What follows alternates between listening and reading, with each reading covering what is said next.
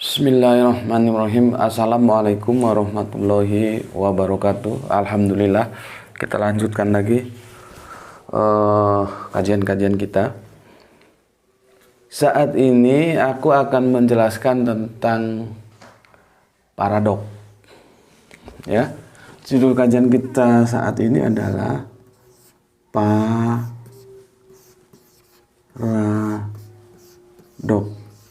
Pakai X atau pakai K ini? Ya. Paradok itu apa? Dua pernyataan yang saling bertentangan dan itu tidak mungkin bisa dirukunkan. Itu paradok.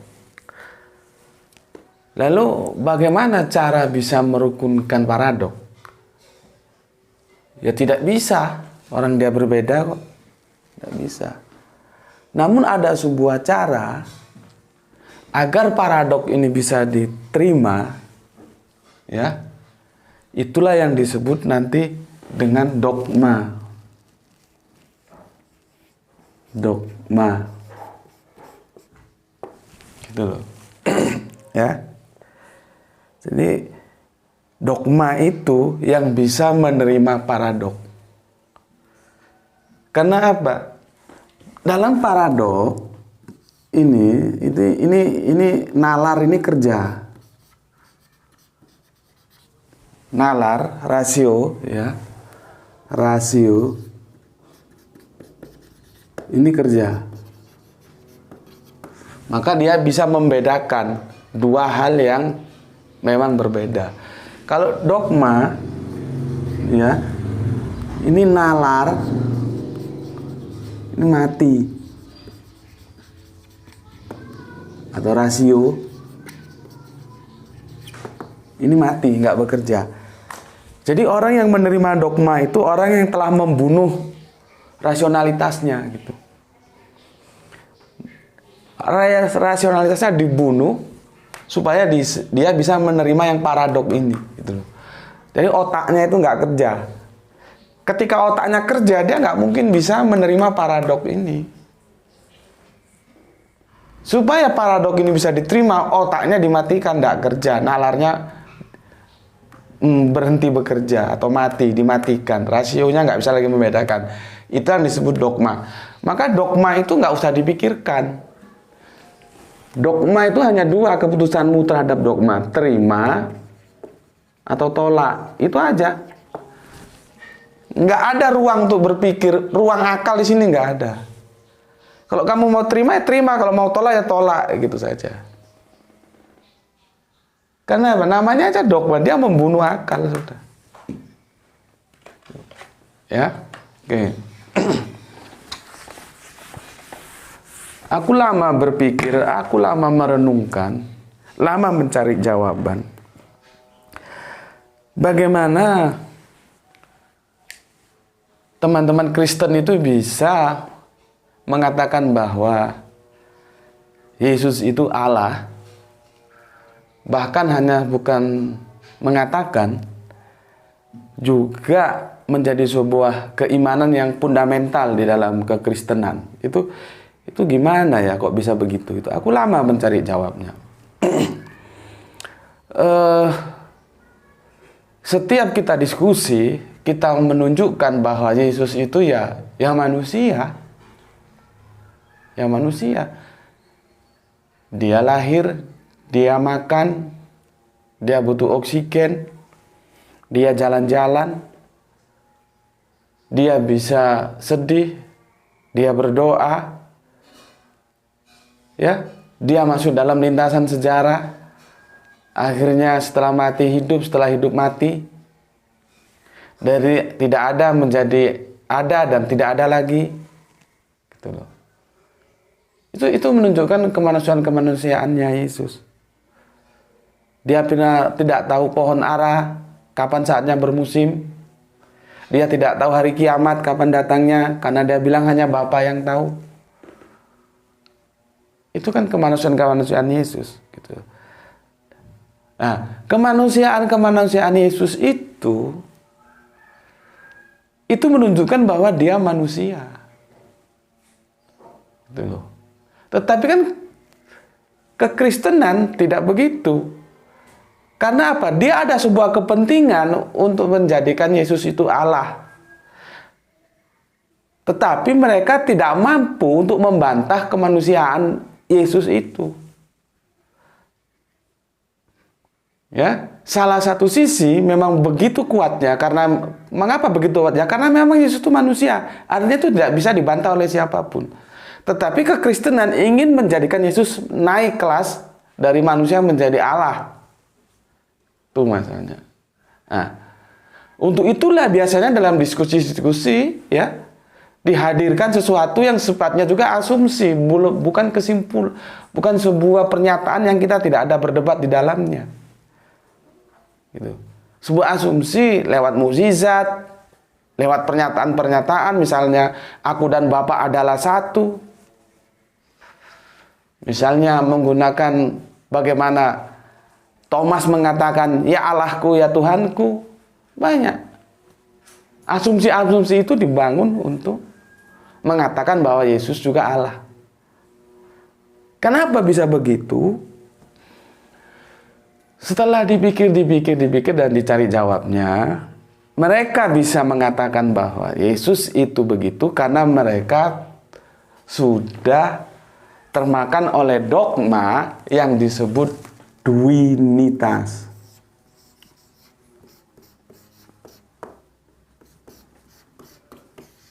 Ini loh, duinitas ini.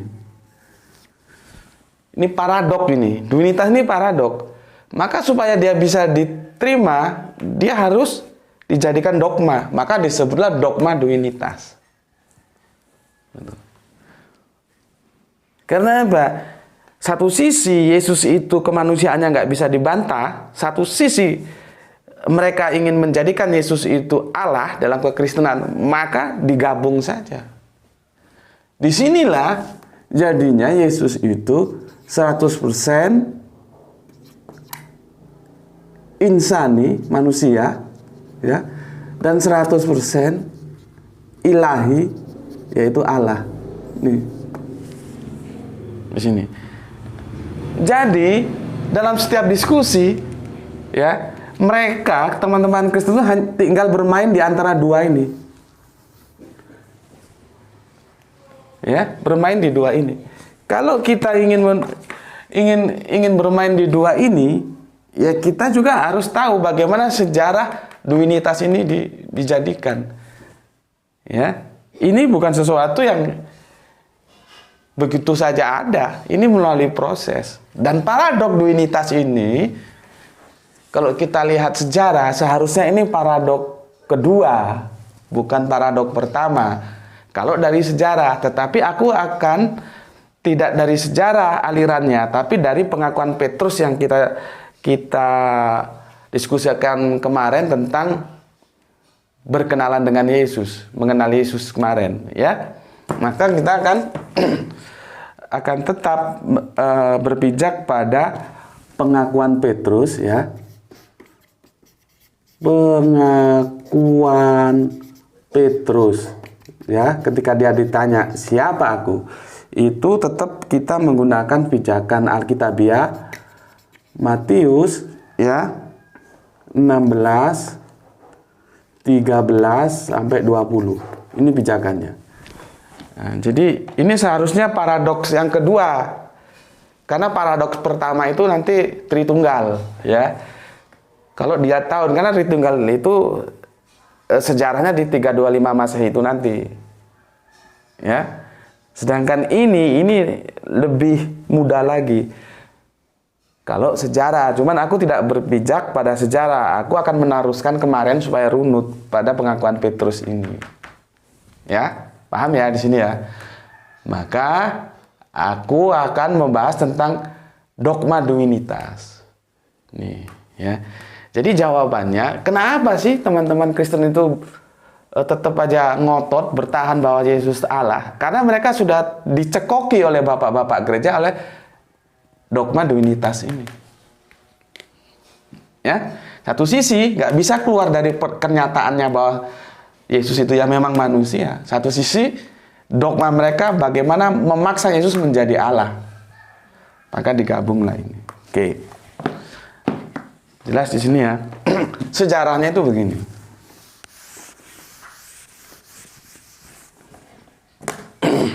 Tersebutlah bernama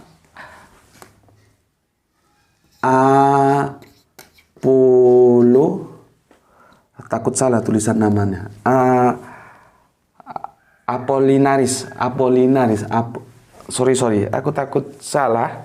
Aku lihat dulu catatannya. Ya. Apolliniaris gitu. Sebentar. Nih kacamatanya. Jadi nama-nama, udah menyangkut sejarah itu, nama-nama itu menjadi penting dan perlu, karena kalau salah tulis nanti jangan-jangan salah orang.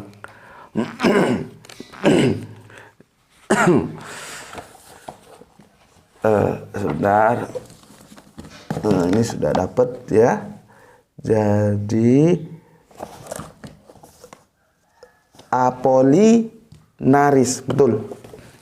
Apollo, bukan Apollo. Kalau Apollo itu kan menemu pesawat ruang angkasa ya. Apollinaris. Nih begini ya.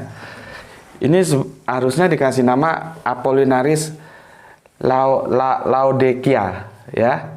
Apollinaris Laodikea. Apollinaris bukan lo ya. Laodikea. Tuh sulitnya. Seperti gini. Abdul Qadir Jailani. Nah, Jailani itu nama tempat asalnya dia. Nah, ini Apollinaris ini asalnya dari Laodikea ya. Laodikea. Ini tahunnya dia wafat 390 Masehi. Nah, berarti kan lebih dulu Konsili Nicea 325. Ini 390 Masehi. Ya. Inilah yang memprakarsai Yesus itu gabungan insani dan ilahi. Nih. Ya. Di sini. Lalu apakah ini diterima begitu saja? Tidak. Penolakan itu pasti ada. Ya. Dari sini nanti ya. Sebentar, agak ribet nih tempatnya.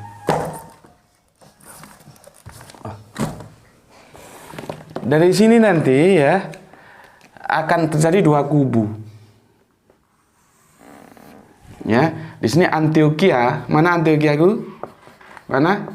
Turki. Ya. Ini Antioquia. Ini nanti ada Alexandria, Mesir. Gini tulisannya. Dua kubu ini enggak sama. Ya. Enggak sama nanti. Nih, kubunya jadi gini. Ya. Gini. Antioquia ini dibentengi oleh ketuanya nih, aku bilang ketua aja lah ya supaya gampang ya. Ketuanya ini adalah Nestorius. Ya. Di sini ketuanya Cyrillus. Ya. Oke. Di sini Yesus ya insani. Ya. Di sini dia ikut itu. Yesus gabungan. Gabungan insani ilahi. Tuh, begini. Pertarungannya seperti ini. Ya. Apakah ini bisa diselesaikan? Dibiarkan terus bertarung ini. Terus bertarung. Nggak ada selesai-selesainya. Akhirnya diambil alih dengan sebuah keputusan apa? Politik. Ya. Lagi-lagi politik. Makanya kalau agama sudah bermain mata dengan politik, itu repot. Karena apa? Kalau salah menerapkan menjadi salah. Apakah politik untuk kepentingan agama atau agamanya yang digunakan untuk kepentingan politik? Itu sudah beda nanti anunya, outputnya. Ya. Tetapi jangan lupa, kalian juga perlu belajar. Setelah Kanjeng Nabi itu wafat, diteruskan oleh khalifah. Tahu ya khalifah ya, artinya bukan pemimpin loh ya. Khalifah itu pengganti dulu, Khalifatul Rasul, pengganti Rasul. Ya. Lama-lama Rasulnya hilang menjadi khalifah gitu. Itu pengganti. Menggantikan Rasul, Kanjeng Nabi maksudnya. Itu politik dalam keislaman itu mulai bermain. Ya, dari mulai Abu Bakar, terus nanti ke sahabat Umar, terus nanti ke sahabat Utsman, terus nanti ke sahabat Ali, terus nanti ibu kota berpindah dari Madinah ke Damaskus sana. Itu sudah udah kacau sudah. Itu sudah politik bermain itu. Jadi kita tidak perlu ingkari setelah tokoh-tokoh agama, terutama Nabi itu mangkat, itu dalam perkembangan agama itu politik itu sudah bermain. Di agama apapun begitu. Gitu loh. Agama apapun tuh begitu. Makanya aku kan kembali lagi ngomong, ya. Beragamalah dengan rasionalitasmu, dengan akalmu, dengan otakmu. Dan para tokoh-tokoh agamamu itu jangan kamu beri cek kosong, seolah-olah apa yang dikatakan benar, jangan. Aku sering menyindir bahwa aku ubaru bukan ulama gitu. Ulama, bapak-bapak gereja, itu manusia yang bisa salah. Kalau dalam perspektif keislaman, yang hanya digaransi mendapat gelar maksum itu Nabi. Kalau sudah Kanjeng Nabi yang ngendikan, Kanjeng Nabi yang ngomong, kita nggak ada posisi tawar kecuali sami'na wa ta'na. Tapi kalau selain itu yang ngomong, kau boleh setuju, boleh tidak. Asalkan kamu punya argumentasi untuk setuju. Asalkan kamu punya argumentasi untuk tidak setuju. Argumentasinya apa? Kembali ke kitab. Landasan keislaman kita yaitu Al-Quran dan hadis. Begitulah beragama menggunakan akal, menggunakan rasionalitas kita. Gitu loh. Tetapi bagaimanapun para ulama itu memang harus dihormati. Cuman bukan berarti harus yes man saja. Lah kalau ulamanya salah. Begitu juga di dunia kekristenan. Karena apa? Mereka itu memberikan cek kosong kepada bapak-bapak gerejanya. Seolah-olah apa yang dikatakan bapak gereja itu pasti benar. Mereka tidak mau menguji dengan Alkitabnya. Itu loh. Jadi jangan penyakit yang ada di kekristenan itu kamu bawa ke cara pandangmu terhadap Islam. Ya. Akhirnya apa? Ini nggak bisa selesai, diselesaikan secara politik. Politik masuk. Ya. Diselesaikan secara politik. Di sini. Masuk politik. Ya. Masuk ke sini untuk menyelesaikan. Nggak bisa diselesaikan secara diskusi, nggak bisa politik. Lewat siapa? Lewat Paus Leo.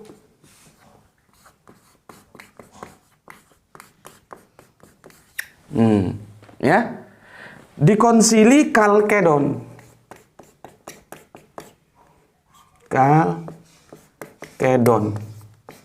Ini konsilinya. Ya, tahunnya 451 Masehi. Kalau dari kehidupan Yesus berarti 4 abad. Kalau dari sini hampir 1 abad ya. Belum ada 1 abad ya. Ini 390, ini 451. Jadi berproses gitu loh. Ya. Berproses. Disinilah Paus Leo menggunakan kekuatan politiknya.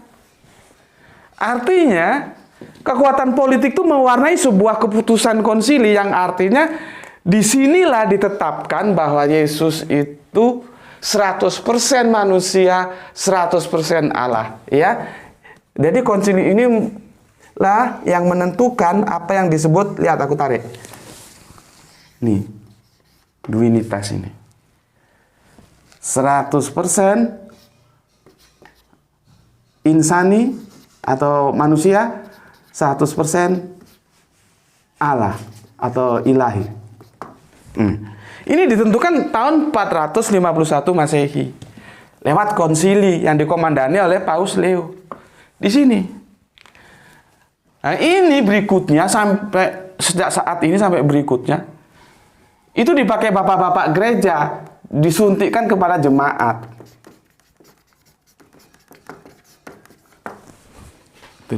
Jemaatnya nggih mawon, iya saja. Makanya aku bilang kepada teman-teman, hidupmu itu hanya sekali. Jangan keberagamaanmu itu kamu gadaikan, kamu rombeng kepada pemikiran-pemikiran orang lain. Jangan. Hidup cuma sekali kok. Kan sayang. Kamu punya otoritas atas dirimu sendiri. Caranya apa? Belajar. Kalau kamu Islam, belajar nih Al-Quran, belajar hadis. Ini Al-Quran. Pernyataan siapapun dia, kamu cek terhadap Al-Quran dan hadis, sesuai nggak? Kalau sesuai siapapun dia, kamu terima. Kalau nggak sesuai siapapun dia, kamu tolak. Jangan penyakit di dalam kekristenan ini kamu bawa ke dalam keislamanmu, jangan. Gitu loh. Kenapa? Akhirnya begini nih, karena mereka menerima saja apa doktrin gereja. Seharusnya kan tidak begitu. Seharusnya apa? Seharusnya apa? Seharusnya mereka cek apakah pernyataan bapak-bapak gereja itu sesuai dengan apa yang dikatakan oleh Petrus. Nih, yang kemarin sudah kita kaji. Pengakuan Petrus di Matius 16, 13, 20. Siapa Yesus itu? Apakah Petrus mengatakan Yesus itu 100% manusia, 100% Allah? Yang Petrus katakan adalah, engkau adalah Mesias, anak Allah yang hidup. Anak Allah. Tuh. Bukan 100% manusia, 100% Allah. Mesias, anak Allah. Ini yang dikatakan Petrus. Jangan korban menjadi Allah anak. Lama-lama anaknya hilang menjadi Allah. Ini anak Allah. Nah sekarang pernyataan Duinatur itu kamu benturkan dengan pengakuan Petrus. Nih, pengakuan Petrus ini ya, bahwa Yesus itu anak Allah. Benturkan dengan Duinatur ini, klop nggak dia? Kan paradok. Nggak usah di sini aja paradok. Aku sudah diskusikan kemarin kan tentang 100% Allah 100% manusia. Itu logika orang waras tuh nggak bisa nerima. Kalau sudah 100% roti ya roti, kalau sudah 100% batu ya batu. Nggak ada 100% roti, 100% batu. Dan Yesus tidak mungkin akan memberikan batu, dia akan memberikan roti. Karena dia adalah nabi yang baik, yang sayang kepada umatnya. Gitu. Jadi kalau kamu paham logika-logikamu, nalarmu jalan, kamu nggak akan menerima sebuah dogma Yesus itu 100% Allah, 100% manusia. Sejarahnya begini. Kalau kamu nggak tahu sejarah, terlalu ribet belajar sejarah, benturkan saya sama Matius 16, 13, 20. Apa pengakuan Petrus? Apakah Apollinaris ini lebih mengenal Yesus daripada Petrus? Petrus ini hidup bersama, berinteraksi terhadap sosok yang bernama Yesus. Sementara Apollinaris berapa? Dia tahun 390, 3 abad kemudian. Terus Anda percaya mana terhadap orang yang pernah hidup bersama Yesus dengan orang yang tidak pernah hidup bersama Yesus? Gitu aja. Ya. Jadi begini cara kita belajar tuh, diuraikan ini. Supaya kalian paham bahwa Yesus itu ya manusia. Tetapi dia adalah manusia yang dipilih oleh Gusti Allah Agung menjadi nabi, sehingga dia manusia yang dimuliakan oleh Allah, seperti halnya Musa yang diangkat menjadi kanjeng Nabi Musa, Muhammad yang diangkat menjadi kanjeng Nabi Muhammad, begitu juga Yesus diangkat menjadi kanjeng Nabi Isa. Ini semua nabi-nabi ini bukan mengajukan diri seperti kita mau daftar jadi presiden, jadi gubernur, jadi bupati. Itu kan demokrasi manusia. Enggak begitu. Allah sendiri yang pilih. Para nabi-nabi ini yang aku bilangkan tadi, kalau aku tarik ke belakang sampai ke Nabi Abraham, sampai nanti kok sana ke Adam, ini semua nggak mengajukan diri, nggak daftar ke KPU, ngerti? Tapi Allah sendiri yang milih mereka. Manusia-manusia ini yang dipilih oleh mereka menjadi hamba-hamba yang dimuliakan oleh Allah untuk membimbing kita sebagai manusia-manusia umum. Itu dari aku. Assalamualaikum warahmatullahi wabarakatuh.